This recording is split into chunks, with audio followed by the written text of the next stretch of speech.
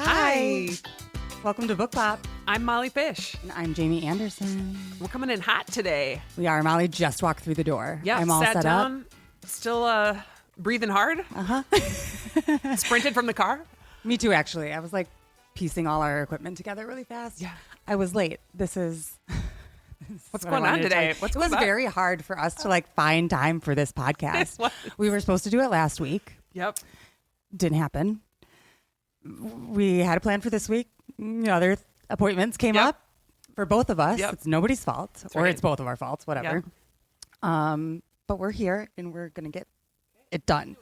That's right. We're excited to A talk little about bit. books. That's all I have But I these left on days. time. I was leaving my house at like A little bit.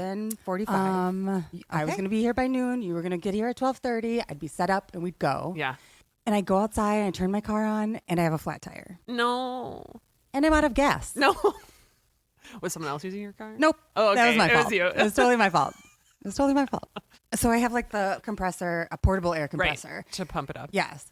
But it was like dying. Yep. I got Not it. charged. Yep. Not charged enough. I got my tire just full enough that the light went off. And I was like, Oh, okay. it's good. Oh, it's fine. I can get to the gas downtown. station? Yeah. Well, yeah. And then I got to the gas station and then I had to pump gas. And I'm like, why is it taking so long to pump this gas? So I didn't get here until like, 5 minutes ago. yep. Yep. But luckily you were 5 minutes late. Yeah. So I had it's plenty all of time. working out. It's all working out. It is. We're here. It's fine. We just have frantic energy today. I'm really sorry. We're going to channel it. Yep. That's right. That's exactly what I was trying to say. Where my hands were going. You can't see our hands, but we're both channeling Channeling. forward. We're going to channel our energy. Spring also like stirs this up in me. I don't know about you. It was like Yeah. snow flurrying today. Yep. And the dichotomy of the weather and all the stuff going on in the world. And, it's just there's some frantic energy. Yep. So, hey, what are you reading? Should we I'm talk reading about a that? lot. Yeah. You are reading a lot. Actually, I mentioned this to you a couple weeks ago.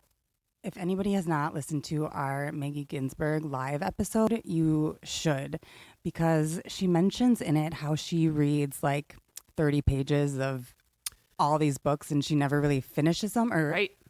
That's Doesn't not, always come back and finish them. Yeah. Yes, yeah. And at the time I was like, that would drive me nuts. But my TBR has just gotten so long and there's too many books that I want to read. So I've started doing that a little bit. I love this. And I keep like random books all over my house so that when I like realize I'm scrolling, I'll put my phone down and I'll pick up whatever book is close to me. And recently, what I have been picking up, There's a whole stack, I do have people. a stack. There's a whole stack. because I don't know what mood I'm in these days. Okay. But Young Pablo, he has this trilogy, and he just came out with a new one, which is why I started looking at his old works, kind of. But the new one is How to Love Better: The Path to Deeper Connections Through Growth, Kindness, and Compassion. And I went back to this trilogy that he did. It's like a poetry trilogy, yes. is. And it's like... Is there narrative? Not really. Okay. There's like some longer passages that are less like poetry and more kind of essay.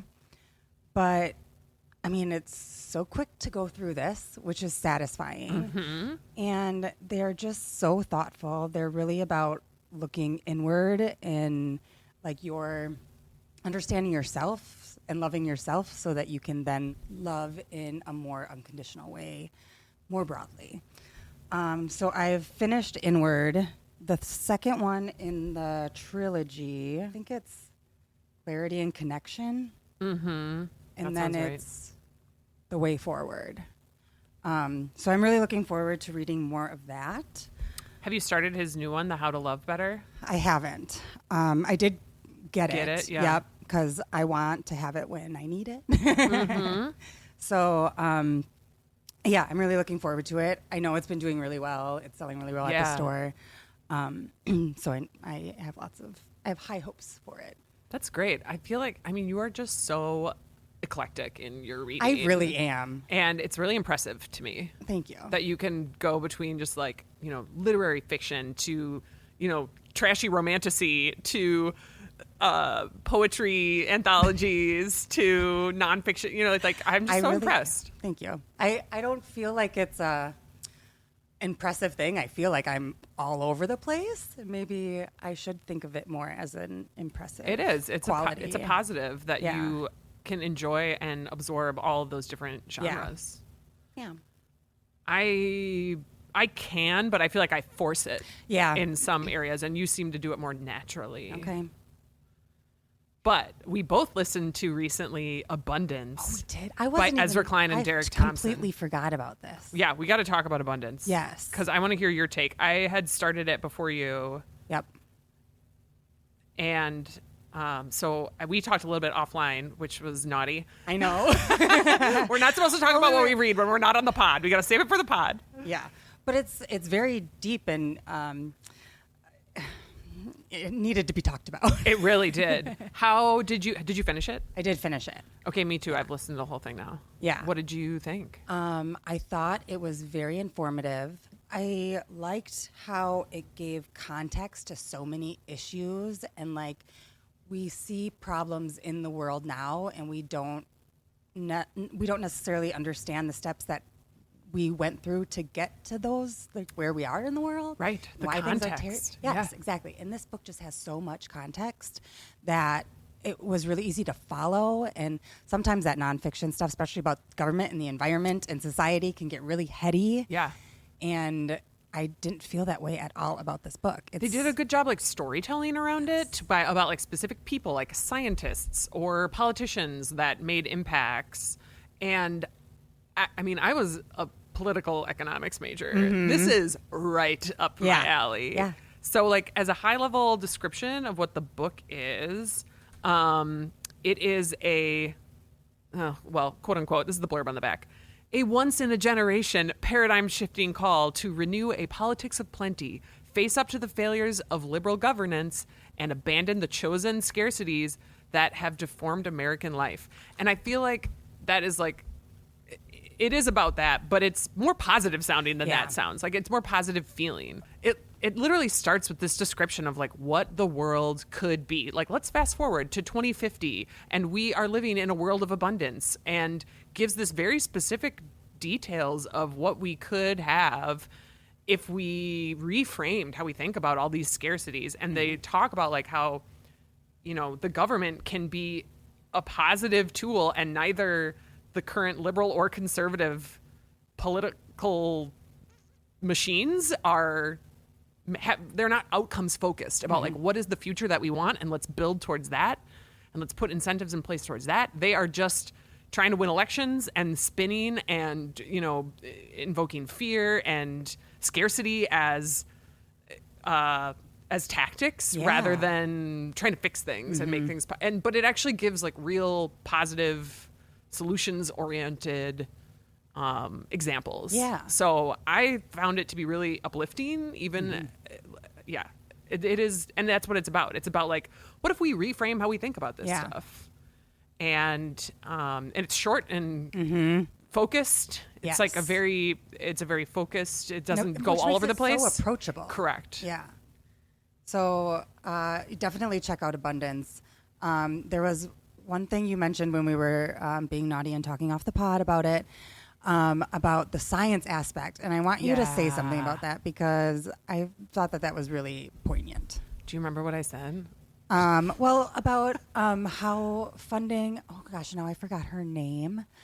The COVID scientist? Yes, the COVID scientist. So they give this anecdote where they talk about there was a scientist working on that mRNA technology, which is what like the COVID vaccines are based on. And she's been working on it for decades and never got funding. And it was stalled out, and she was bouncing around between companies and universities, and they give all these examples of like her struggle in life. And then all of a sudden, this was the moment, right, for this technology. But the fact that she couldn't get funding meant we were really behind on this needed technology for creating the COVID vaccine. And they talk about, in general, the trend of all scientific research funding and how it is getting less and less risk-based. Like they don't invest in new technology. They invest in the same technology. Yes. And the same research areas, and how we aren't taking enough risks Right. with our research. We're not giving enough money to younger scientists who have new weird ideas, Yes. and you don't know how they're going to be helpful. I love when they talk about Bell Labs, which was what it was just this like think tank that was super famous in New York, and that's, I believe, what like the atom bomb and it was some scary, unfortunate things came out of. But the point that they talk about is that, for better or worse, putting a bunch of smart people who know about a bunch of different things in a room together and just like letting them go crazy and come up with stuff that can accelerate technological and advancements and inventions in a way where it's like, we don't have the technology today to solve the climate crisis, but we could. Right. We have invented our way out of every crisis. Yes. But we are just not investing in the right people Yeah. and the right thinking. And anyway, it was depressing to think about that we're not doing it, but it was Hopeful. It was hopeful because they because- say like, this is a choice. Yeah. We are choosing to focus on scarcity instead of abundance. And if Yes. we can choose to focus on put grants out, they talk about specific types of government funding where it's like you can incentivize companies to be working on these areas if you put the right funding in place, but nobody's doing that. Right. Because it's too risky, or it's not like PC or something. And anyway, I think it's a really great point that they make. So I'd never thought about it that way. Mm-hmm. I mean, we all just think like, why can't we cure cancer? Right. And they talk about that too, how there were these scientific advancements. It felt like they were going so quickly because there was lower hanging fruit on the tree of Right. knowledge. And we were plucking all that. And now in order to get more fruit, you got to go higher up into the tree. Yeah. You got to have more multidisciplinary collaboration in order to figure out mRNA technology to get the COVID vaccine. Like, Yeah. it's not like one person can just figure that out the way one person figured out the polio vaccine. Right. Like, that's just not how science works anymore Yeah. because we're just too deep down the rabbit hole. Yeah. So anyway, I could go on. I loved the book. I listened to it. We both listened Yep. to it. They did a really great job narrating. It was read by the authors, Yep. Ezra Klein and Derek Thompson. And yeah, it was great. I mean, it is leftist in that they are proclaimed liberals, but they are critical of the liberal way of Absolutely. They really governing. are. Yes. And I loved that. Yeah. Like, they are talking about this is not working, Right. and we need to And change we're- things. And, yeah, liberals are doing it just as wrong. Correct. Yeah. Yeah. So I liked that aspect as well. Okay, that was a long one. I know. That was like the one we both read though that we Yeah, that really was. wanted to talk about. What are you reading on your own right now? I mean, we got to talk about Hunger Games a little bit. Okay, I haven't read it yet. We can't keep it'll it be no in the spoilers. store. Yeah, how could you get one? Flying off the shelves. I like accidentally ordered an extra case when I was doing my reorders, and like even that sold. So we were like, oh, I guess it wasn't an extra case. Yep, It was we the needed correct it. amount. We love it. So the newest Hunger Games book, if you don't know, is Sunrise on the Reaping by Suzanne Collins. It is another prequel to the original Hunger Games trilogy, focusing on Hamish Abernathy, who's played by Woody Harrelson in the movies, in case you're like a movies person, and his Hunger Games. It is great. I have no doubt. Like, if you read the original Hunger Games and you're like, I don't know about these prequels, like, no, it reads just like that. Yeah. Like, you get the same satisfaction. I read it in a day. I couldn't put it down. It was a great character to explore of like, why is he like that? Yeah. I love the prequels because you know who has like plot armor because you know who is alive Yep. in the future. Yep. So you're like, how are they going to get out of that? Because you know they're Interesting. alive. Yeah. And you also know who isn't alive. Yeah. No So kidding. you're like, oh God. So how do they? What's their demise? Yeah. And Hamish is this like drunken, smart ass character in the original trilogy. So you're like, what happened to this guy where he's And what was like, he before that? correct. How did you get there? Okay, now I need it. It's so good. I read the first three when I had infants. Like Rowan was an infant. That'd be a great distraction. Oh my God. I loved them so much. It'd be hard to think about like the children getting reaped though into the Hunger Games if you like just had new babies. Probably. I don't remember that, but I just remember just diving into those books and I'll have to pick up this one because Haymitch is such a great character and be very interesting to see. I definitely liked it better than the other prequel, although I liked that too, like the book. And I think it's totally worth the hype. It was super fun and well written. So get it, Suzanne Collins. Get your money. She's getting these movie deals and book deals like in packages, and like she's earning every penny in my opinion. So I read that recently, and the other book I'm reading, which I won't talk too much about because we are going to interview the author next week, is Funny Because It's True: How the Onion Created Modern American News Satire by Christine Wentz. This is about the history of the newspaper The Onion, which was started in Madison in the 1980s. Late 80s. Yep, late 80s. And it is, so Jamie and I are both reading this because Christine is going to be kind enough to come on the podcast. So you'll hear our interview with her next week. And we won't get into too much of it right now, but it's really, really fun to read about Madison in the 80s, about these crazy characters. Yes. I love that they're all college dropouts. Basically. And like getting to read about Madison in this time period and all that's happening and how many newspapers we had and this group of people that wanted to start a newspaper and they're like, let's just make it up. And it does feel so like punk rock. Like they're just like doing satire. Yes. And they're like, it also like, you know, the creation of SNL in the mid 70s, late 70s. And this like irreverent, it's like that generation just had to skewer things in this way. I love it. I love reading about it. I always loved The Onion. I grew up in Madison reading it, and I can't wait to talk about it with Christine next week. Yeah, and definitely get a hard copy of this because the graphics in here, I'm just blown away by them. In the ads, you get to see like old businesses that advertised with The Onion. There's a Jamie's Bakery. Are you going to ask her about Jamie's Bakery? Yes. I want to know, like, I even said... Where was it? Where was it? Where was the address? Who's Jamie? Where is she now? Can I talk to her? I want to know everything about this Jamie's Bakery. So, and there's so many cool old things about Madison that you didn't know about. I'll give away from the first chapter my favorite thing I've read in there so far, because I don't know if we'll get to it when we're talking to Christine, but the fact that 4-Star Video, which I grew up going to, was originally a bookstore and video store. Yeah. It was called 4-Star Fiction and Video, and Dan Savage worked there in a bookstore in Madison, Wisconsin, just like you and me. Dan Savage, now famously of Savage Love, and I was like, squealing reading this. I was like, 4-Star Video and Fiction, what are you talking about? I know. So that's my favorite thing I've learned. And also Jamie's Bakery, obviously. We want to know more about. Yeah. I'm really excited to talk to her and find out what more she has to tell. That's our preview. Yeah, we're gonna dig in a little. Scoop. Yeah. Because and there's also so much conflict in here. Oh yeah. That makes it very juicy. And writing about conflict with people who still exist and who were all at the premiere that we sold books at. There were tons of people there. Yes, and she's reading excerpts about people fighting and like it's just so raw and honest. It'll be fun to talk to her about that book launch party also that we were at. Standing room only. It's like 200 people crammed into the Arts and Lit Lab. It was crazy. Yeah, I'm really excited to talk to her. Yep. All right, I'll stop. I was like, and also, but no, let's take it back. Next time. Yeah.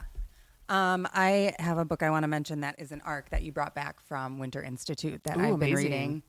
It's called Bind Me Tighter Still. It's a novel by Laura Ehrlich. It is, it's about mermaids. So I was like, yes. Sold. Let's see what this is about.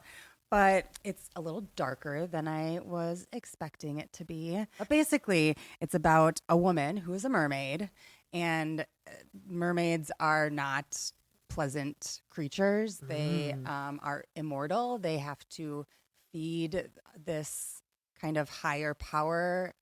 So they feed off blood, and they, take men from ships and kill them, and it's a very dark thing. But she doesn't want to do it anymore, so she gives up her immortality, and she slits her tail, and she walks on her legs, and she marries a man, and she has a baby, and she leaves the man, and she takes her baby, and she starts this mermaid world with all these other women, and they basically like former mermaids. No, I don't think so.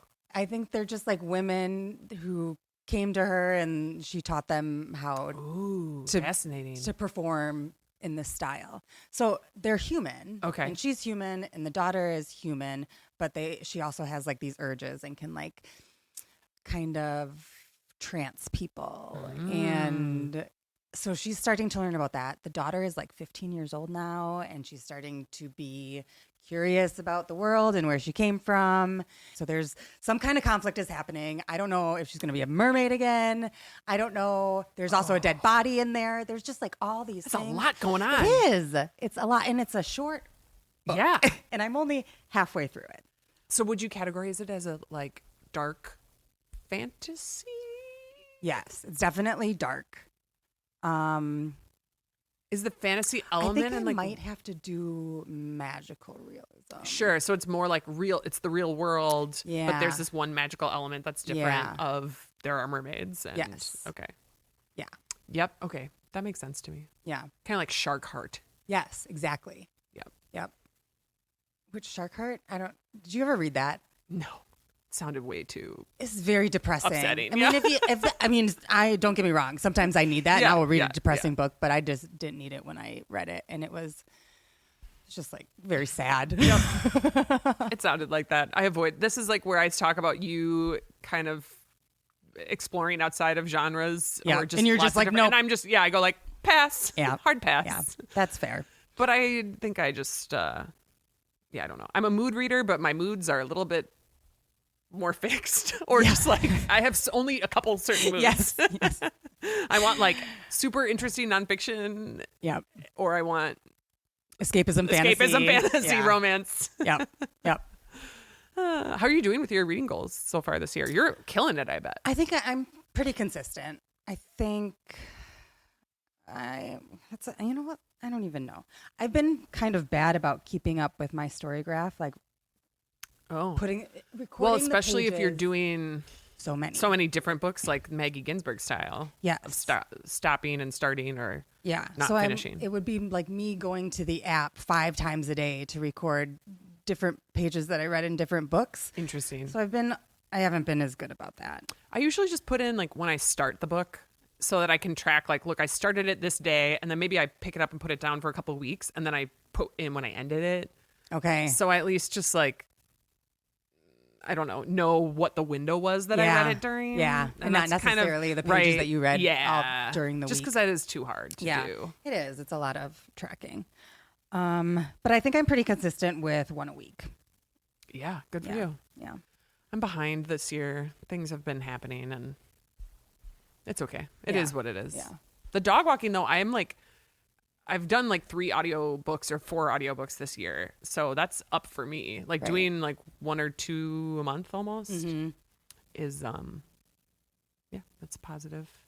Yeah. I also listened to Kate and Frida, Oh, yeah. which I kind of forgot about because I read it or I listened to it in a day. And it's a super that short? It's very short.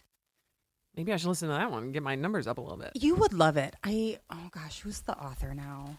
Yeah, go look it up. I did pick out a couple short novels on audio that I was like, okay, I think I can up my numbers if I read. So I have them queued up. Kate and Frida, a novel of friendship, food, and books. It's by Kim Fay. It takes place, so it's 1991, and Frida Rodriguez lives in Paris, and she wants to be a journalist, like a war journalist, and she's trying to get into that. And then in Seattle, there's Kate Fair, who is a bookseller. She works at a bookstore. And Frida sends a letter to this bookstore asking for a book to be sent to her with money because it's 1991. And there's a sweet reason why she chooses this bookstore. And then Kate writes her back and sends her the book. And they start this dialogue, and it's just so sweet how it unfolds and their relationship, and it's such a lovely ending. And I just like swooned over it. Is it epistolary where they're like writing letters and Yes. you're basically reading the letters? Yes. Oh, interesting. Yep. So you get one perspective and the other perspective, and it starts like, with their name at the top. there's war going on that she's corresponding for, and it's a little political, and there's family issues. So it's like, it's not all fluff. There's hard stuff, but it's, the overcoming of those things and working through them. And I love it. yeah, it was just a delight. That's nice. Yeah. I'll think about that one for an audio. I like a short audio fiction. Yeah. Should we talk about events before we go? Yes. We have some big events coming up. April is one of the big months of the year for Lake City Books and most indie bookstores. So April 19th and 20th is our 2-year anniversary weekend. Oh my gosh. I can't believe it's been 2 years. That's crazy. But also it feels like forever. Yeah. But also 2 years sounds like a lot of time. So we have sales going on. All of our merch is going to be on sale. All of our used books are going to be on sale.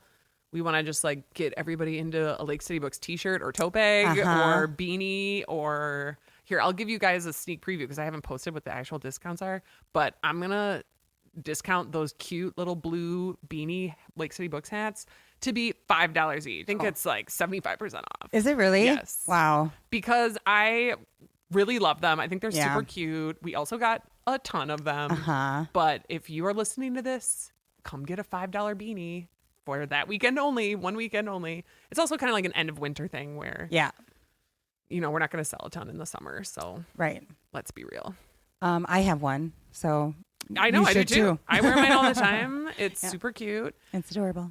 And so that'll be great. We'll have like freebies and snacks and whatever. It'll just be a party in here. Ooh, last year we put up streamers. Should we put up streamers again? Oh, definitely. I think so too. Yeah. It was like birthday party vibes. Oh, yeah, yep. I remember and then the we blue kept streamers. them for Indie Bookstore Day, which felt great because the weekend after our anniversary is Indie Bookstore Day. That is Saturday, April 26th. We are doing a giant bookstore crawl with 10 other Madison area bookstores, which means 11 total bookstores. The more bookstores you go to, the more raffle entries you can get for getting a gift card to one of those bookstores. We're also going to have a free print designed by the lovely local teenager artist, Stella Balsley. Wow. It's super cute. Oh my God, wait, Yeah. I'll show you the design after this. We just got it. Did you already look at it Maybe in the email? maybe I already looked at the email. Oh, isn't it so cute? Well, I looked at it yesterday. If there's like an updated Nope. one, then okay. It's the same. Yeah. In the color. The color, isn't it great? Yes. And everybody's names are the same Equally size. sized this year instead of our cute little tiny book where you could barely tell last Skinny year. little book. That was a hilarious development. But I'm just so blown away by the design, and everybody who comes to one of our stores will get a free print of this design that has all of our bookstore names on it. We just ask that you only take one from one store rather than like taking it at every store. But it's just such a great day of indie bookstore love, and we'll have lots of fun stuff for that and bookstore exclusives like Indie Bookstore Day exclusives. And there will be all sorts of other freebies. You'll get, I think, a free tote with a $100 purchase. We've got some free totes to give away. Nice. That was something I threw in last minute. Yeah. Just because we're just kind of like, let's clear out some merch. Yeah. If there are totes left, I guess, from anniversary weekend. That's the totally. TBD. Right. There might not be. But yeah, it's just a great month. It's spring. Farmers market is back. Yes. Okay, if you were listening to this the day it comes out on Friday, Tomorrow is the first farmers market, and I think the weather's going to be great. Oh my gosh, I am excited. I usually go to the first one. I know. I'm not like an every weekend girl, but like the first one is something special. It's just like the sign of the season. Yes. Returning, especially if the weather's nice. Yeah. I'm so excited. Do we want to also tell everybody about our new stickers that we are going to be getting? I totally forgot. I'm so excited for them. Jamie helped me design these new Lake City Book stickers. And I'm obsessed. They are so fun. We've always only had the one beautiful classic blue circle that had Lake City Books in the middle from our mural.